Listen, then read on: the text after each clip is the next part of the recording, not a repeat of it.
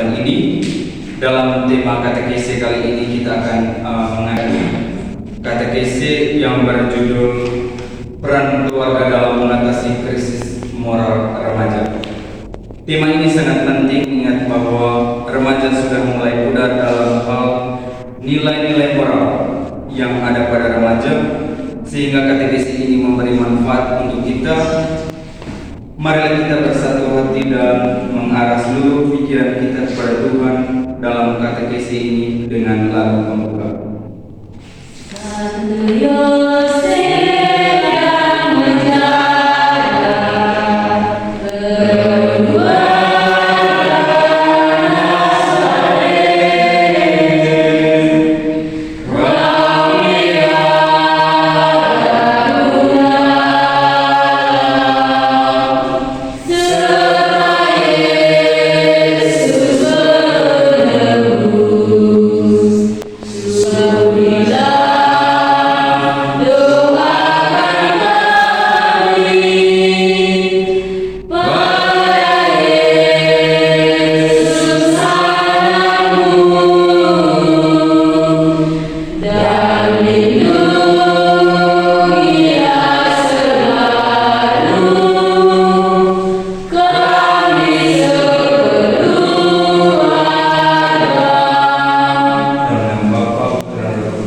Nazaret, Allah yang pengasih dan penyayang, puji dan syukur kami aturkan kehadirat-Mu atas segala penyertaan kepada kami semua pada saat ini.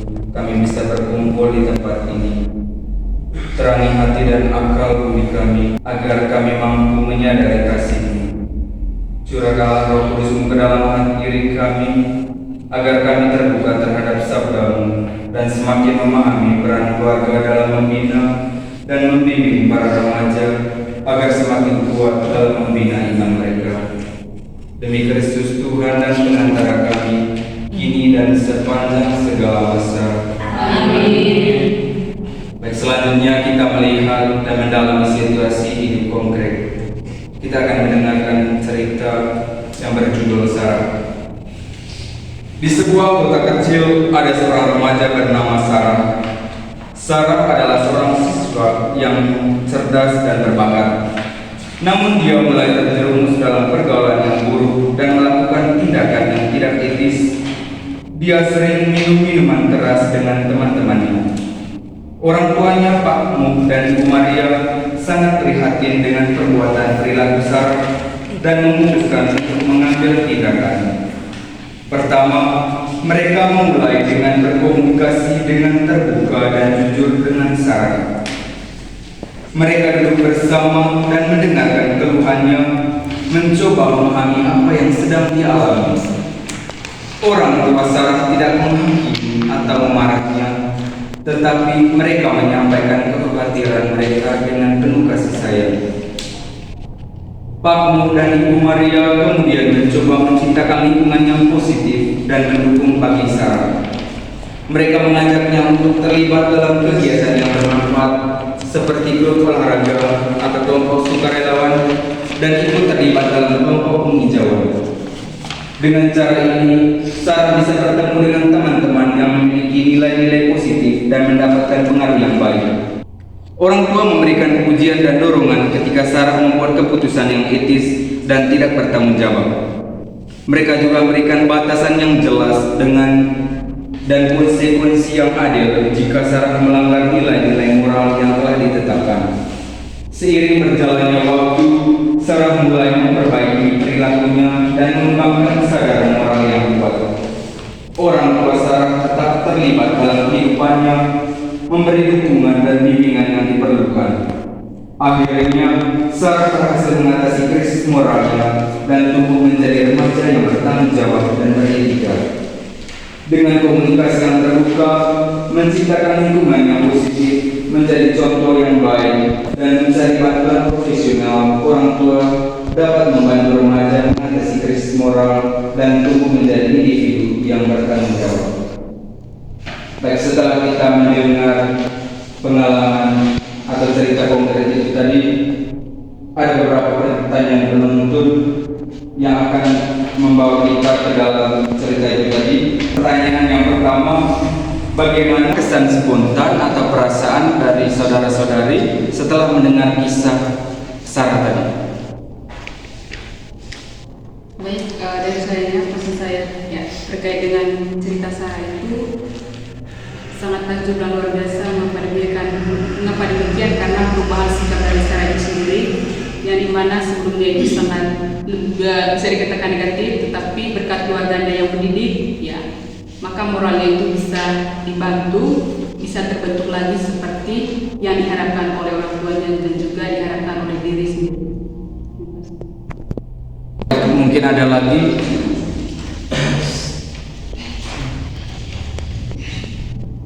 Baik, terima kasih atas kesempatan yang diberikan kepada saya. Jadi terkait dengan cerita ini tadi, terkait dengan cerita Sarah ini, saya merasa takjub pertama dan dengan sosok Sarahnya, tetapi dengan kedua orang tuanya. Orang tua Sarah sudah menunjukkan bagaimana peran orang tua yang seharusnya dilakukan orang tua terhadap anaknya. Ketika orang tuanya Sarah yang melihat bahwa pergaulan dengan Sarah ini sudah tidak benar, sudah tidak wajar, mereka tidak begini mengambil tindakan yang memakai kekerasan atau segala macam terhadap Sarah, tetapi mereka mencoba untuk terbuka dan berbicara jujur kepada Sarah dan mencoba untuk membuka diri juga mereka juga membuka diri untuk mendengarkan apa yang menjadi keluhannya Sarah, sehingga Sarah ini bisa terjerumus ke hal-hal yang lebih baik. Baik, terima kasih. Mungkin ada lagi? Baik, kalau tidak ada, kita ke pertanyaan yang selanjutnya. Apa yang telah dilakukan oleh Sarah dalam cerita tadi?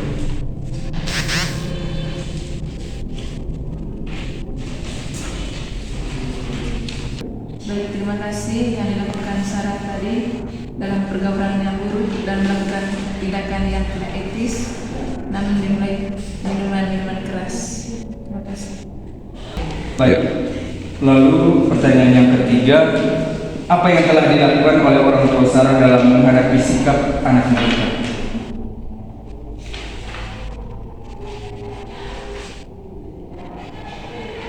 Terima kasih. Terkait dengan pertanyaan ini tadi yang dilakukan oleh orang tua Sarah dalam cerita tadi itu, dimana karena Sarah tadi terjun dalam pergaulan yang buruk, tapi kedua-duanya tidak marah kepada Sarah. Mereka membuka atau mereka berkomunikasi secara terbuka dan cukup pada Sarah, dan mereka juga mencoba menciptakan lingkungan yang positif dan mendukung Sarah apapun yang dilakukan oleh Sarah, asalkan itu hal-hal yang positif. Terima kasih. Selanjutnya, dari cerita di atas tadi mungkin ada cerita yang serupa yang bisa diseringkan 2 atau 3 orang. Baik, terima kasih. Ini berdasarkan pengalaman saya ketika sekitar umur 16. Karena umur 16 itu saya melatih untuk merokok. Pertama, ketika saya melatih untuk merokok, di situ orang tua saya mengatakan, kau sebenarnya tidak usah rokok. Kalau kau tahu rokok, berarti tahu kerja. Jangan hanya tahu hanya rokok, tidak tahu kerja. Tetapi orang tua saya mengatakan itu, tetapi saya tidak peduli. Sekitar umur 23 dan sekarang saya diberi dunia ini, dan saya merenung kembali apa yang dikatakan oleh orang tua saya waktu SMA itu benar. Dari cerita ini kita belajar bahwa melatih untuk menjawab pertanyaan orang tua itu tidak baik. Terima kasih kepada saudara dengan C yang telah menyampaikan pengalamannya. Baik, betapa pentingnya peran orang tua dalam mengatasi krisis moral remaja. Dengan komunikasi yang terbuka, menciptakan lingkungan yang positif, menjadi contoh yang baik, dan mencari bantuan profesional orang tua dapat membantu remaja mengatasi krisis moral dan tumbuh menjadi individu yang bertanggung jawab. Ketika remaja terjerumus dalam pergaulan buruk, orang tua senantiasa mengarahkan dan membimbingnya dan mencarikan solusi agar remaja tersebut kembali ke jalan yang baik. Ingatlah bahwa di situasi dan remaja memiliki kebutuhan yang berbeda. Jadi penting untuk mengikuti pendekatan yang sesuai dengan kebutuhan individu dengan mendengarkan, berkomunikasi, memberikan contoh, memberikan pendidikan moral, mencari bantuan profesional, dan tetap terlibat. Keluarga dapat memberikan dukungan yang penting bagi remaja yang mengalami krisis moral. Kita melihat dari inspirasi kitab suci dari Kolose bab 3 ayat 18 sampai 25. Hubungan antara anggota-anggota rumah tangga. Hai istri-istri, tunduklah kepada suami sebagaimana seharusnya di dalam Tuhan. Hai suami-suami, kasihilah istrimu dan janganlah berlaku kasar terhadap dia. Hai anak-anak, taatilah orang tuamu dalam segala hal, karena itulah yang indah di dalam Tuhan. Hai bapak-bapak, janganlah sakiti hati anakmu, supaya jangan tawar hatimu.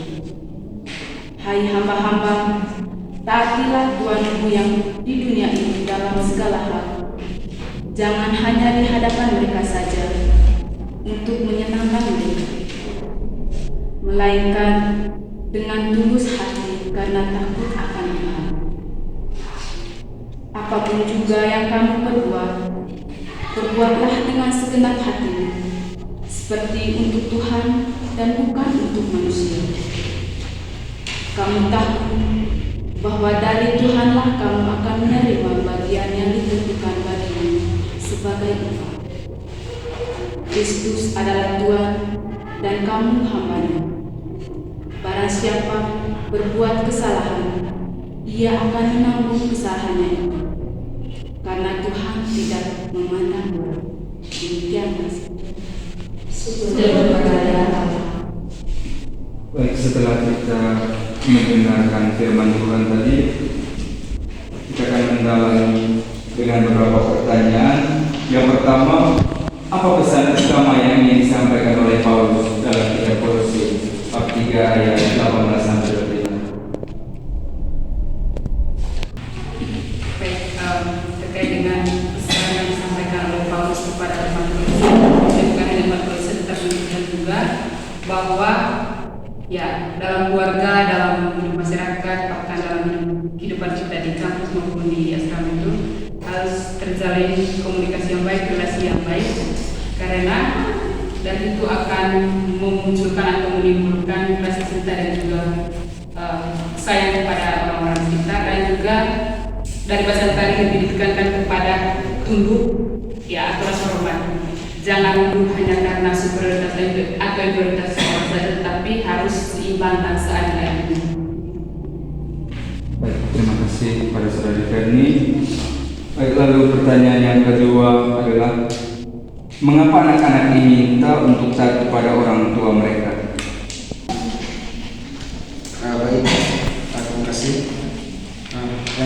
Pertanyaan mengapa anak-anak diminta untuk taat kepada orang tua mereka? Pertama, bahwa anak-anak diminta untuk taat kepada orang tua mereka karena itu sebagai ucapan syukur dari anak-anak kepada orang tua, karena memang sudah menjadi kewajiban mereka untuk harus taat dan berbakti kepada orang tua. Terima kasih kepada Saudara Carlos. Baik, tadi seperti yang dikatakan oleh Saudari Ferni tadi, bahwa ketika kita di lingkungan kampus, di lingkungan asrama, yang menjadi hal utama itu adalah saling menghargai dan tidak mementingkan ego masing-masing. Baik, lalu yang berikut, setiap perbuatan yang harus dilakukan dengan segenap hati sebagai pengabdian kepada Tuhan kita Yesus Kristus. lalu balasan yang akan diberikan kepada mereka yang berbuat jahat, karena Tuhan tidak memihak siapa-siapa. Baik, lalu yang berikutnya aksi kegiatan konkretnya, apa yang bisa ditawarkan dalam katekesi kita? Terima kasih. Saya pikir bahwa aksi konkret yang perlu dilakukan untuk kedepannya setelah kita sama-sama mendengarkan katekesi pada siang hari ini, khususnya untuk anak-anak ya, yang pertama-tama bahwa anak-anak harus bisa membantu orang tua, mendengarkan orang tua, menghormati orang tua sebagai bentuk pengabdian dan ketaatan mereka kepada orang tua. Mungkin ada lagi dari teman-teman? Kalau kita bicara dari saya itu aksi konkret yang kita lakukan selanjutnya, mulai hari ini dan seterusnya itu kita harus mencari hubungan yang baik dengan orang tua. Itu tadi membangun komunikasi yang baik, terbuka dan jujur dengan orang tua. Terima kasih. Baik, terima kasih kepada saudara Tia. Baik, setelah kita mendengarkan firman Tuhan tadi, marilah kita berdoa. Bapa kami yang ada di surga, jadilah kerajaan-Mu di atas bumi seperti di dalam surga. Berilah kami pada hari ini dan ampunilah kesalahan kami seperti kami mengampuni kesalahan kami, dan jangan masukkan kami dalam pencobaan, tetapi bebaskan kami dari yang jahat. Saudara-saudara yang terkasih, terima kasih untuk kebersamaan kita pada siang hari ini. Kita sudah terlibat dalam permenungan bersama tentang peran keluarga dalam mengatasi krisis moral remaja. Semoga hal yang kita bagikan berguna dalam menata kehidupan kita yang semakin damai dan harmonis, khususnya bagi hubungan orang tua dan anak. Marilah kita berdoa. Allah Maha Kasih, syukur dan pujian kami aturkan kepadamu karena Engkau telah menyertai kami dalam pertemuan iman ini.